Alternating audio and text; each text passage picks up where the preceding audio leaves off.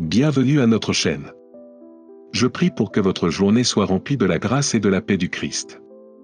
Avant de plonger dans la discussion d'aujourd'hui, recherchons d'abord la protection et l'intercession de notre Vierge bénie Marie. Ô Marie, chère fille de Dieu le Père, je vous donne mon esprit.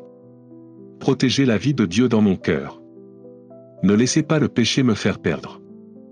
Garde ma volonté et mon esprit, afin que toutes mes pensées et mes désirs soient agréables à Dieu.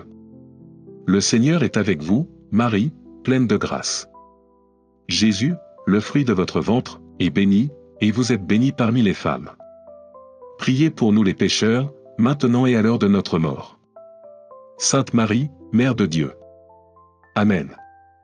Maintenant, lançons un voyage pour explorer les révélations terrifiantes du troisième secret de Fatima. Ce secret, qui a été enveloppé de mystère et d'anticipation depuis plus d'un siècle, a provoqué la crainte et la peur des croyants dans le monde. L'histoire a commencé en 1917, lorsque trois jeunes bergers, Lucia dos Santos et ses cousins Jacinta et Francisco Marto, ont méprisé une série d'apparitions de la Vierge Marie dans la ville tranquille de Fatima, au Portugal. À travers ces apparitions, la Vierge a transmis des messages et des prophéties urgents, dont certains ont façonné la foi de millions à travers le monde.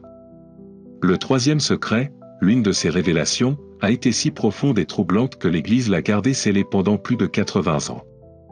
Pendant des décennies, le secret qui l'entoure a alimenté d'innombrables spéculations. Beaucoup croyaient que son contenu contenait à la fois des idées spirituelles et des prédictions inquiétantes, des avals de ce qui pourrait nous attendre à l'humanité.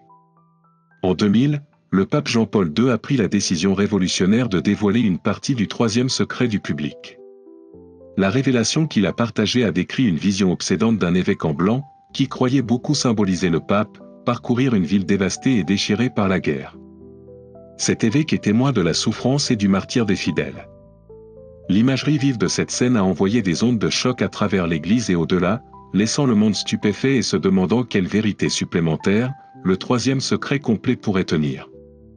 Malgré cette divulgation partielle, les chuchotements et les rumeurs ont persisté sur ce qui était encore caché, la partie manquante du secret qui, selon certains, contenait des prophéties encore plus spécifiques sur les événements futurs qui pourraient façonner le destin de l'humanité. Certains ont même suggéré que c'était un avertissement trop grave pour être partagé dans son intégralité à l'époque. Mais la question demeure, qu'est-ce qui pourrait être si terrifiant dans ces messages cachés qui justifieraient un tel secret? Le pape François, l'actuel chef de l'Église catholique, est-il préoccupé par la pleine révélation du troisième secret? Alors que le monde fait face à des troubles croissants, à la fois spirituels et physiques, le mystère entourant les prophéties de Fatima prend une nouvelle urgence. Nous vivons en période de bouleversement, et de nombreux croyants commencent à se demander si ces avertissements sont plus pertinents que jamais. Le troisième secret de Fatima peut tenir la clé pour comprendre les défis auxquels nous sommes confrontés aujourd'hui. Ces messages cachés pourraient offrir un aperçu des luttes spirituelles que nous devons surmonter face à un monde en évolution rapide. Il est maintenant temps pour nous de réfléchir à la signification profonde de ces prophéties et de nous préparer spirituellement à ce qui nous attend. Continuons à prier pour que la force soit confrontée à ces épreuves, à rester ferme dans notre foi et à chercher refuge dans l'étreinte aimante de Marie, qui continue de nous guider et de nous protéger en ces temps incertains. Le désir de découvrir la vérité complète cachée dans les prophéties de Fatima a suscité la curiosité, la spéculation et un débat intense parmi les croyants. La récente résurgence des affirmations selon lesquelles le pape François a revu et examiné la partie secrète du troisième secret a ravivé des discussions sur son contenu mystérieux. Diverses sources ont suggéré que ce segment manquant contient des révélations critiques, y compris des références à une figure ténébreuse dont le rôle affectera considérablement l'avenir de l'Église catholique, ainsi que des avertissements désastreux des événements apocalyptiques et des crises spirituelles qui testeront l'endurance des chrétiens du monde entier.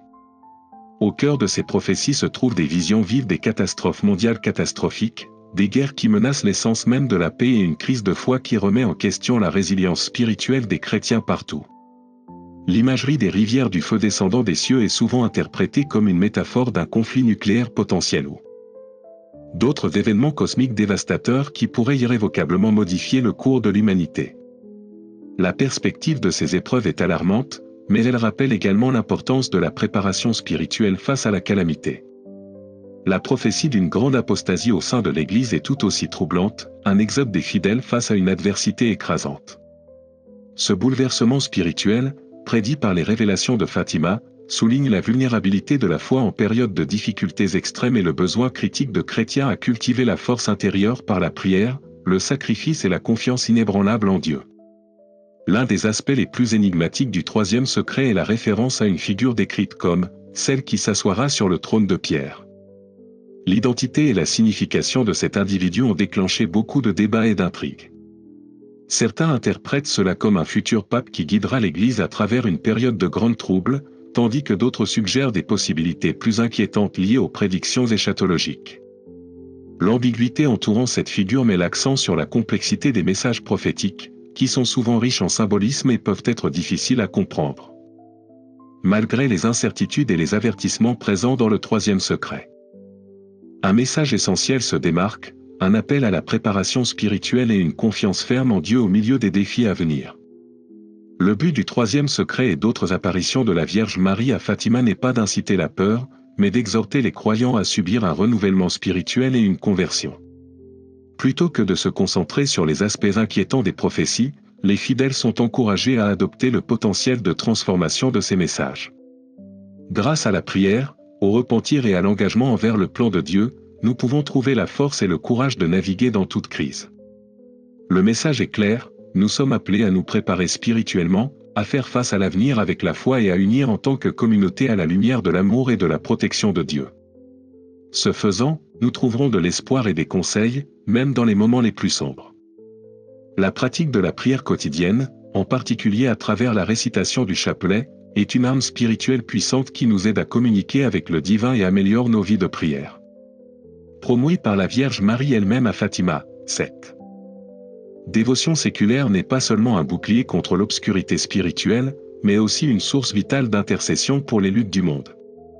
Le chapelet agit comme un rappel constant de l'amour et de la protection de Dieu, nous exhortant à rester fidèles et engagés dans notre voyage spirituel.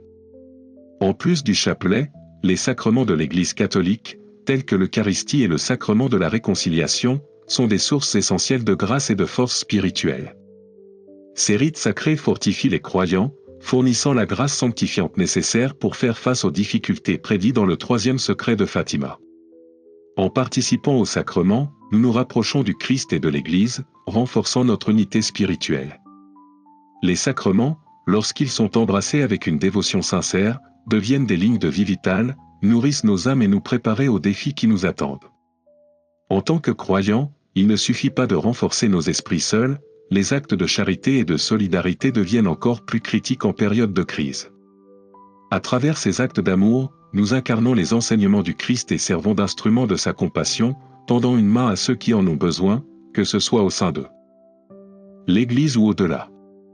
En période de trouble, ces actes de l'amour chrétien reflètent le pouvoir transformateur de la foi en l'action et deviennent un témoignage vivant de l'Évangile. La divulgation du troisième secret de Fatima a déclenché une gamme de débats et d'interprétations. Alors que certains abordent ces révélations avec prudence, méfiantes du sensationnalisme ou de l'interprétation erronée, d'autres le voient comme un appel à la vigilance spirituelle et au renouvellement. Au milieu de ces opinions différentes, il est essentiel de saisir le vrai message de Fatima, qui se concentre sur l'amour, l'espoir et la foi.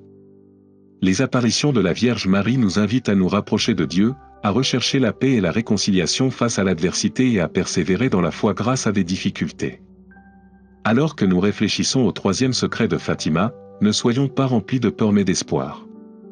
Les révélations nous rappellent que, malgré les défis auxquels nous pouvons faire face, l'amour de Dieu triomphe sur le mal et que ceux qui l'embrassent trouveront le salut. En embrassant ces idées divines avec confiance, nous renforçons nos âmes, allumons notre chemin vers l'accomplissement spirituel et nous rapprochons de plus en plus de Dieu. Ensemble, continuons ce voyage de foi et d'espoir, permettant au Saint-Esprit de guider nos cœurs et l'intercession de la Vierge Marie pour nous conduire. Votre participation à cette exploration a rendu ce voyage d'autant plus significatif. Que les histoires partagées de notre expérience humaine augmentent et vous inspirent jusqu'à ce que nous nous revoyions.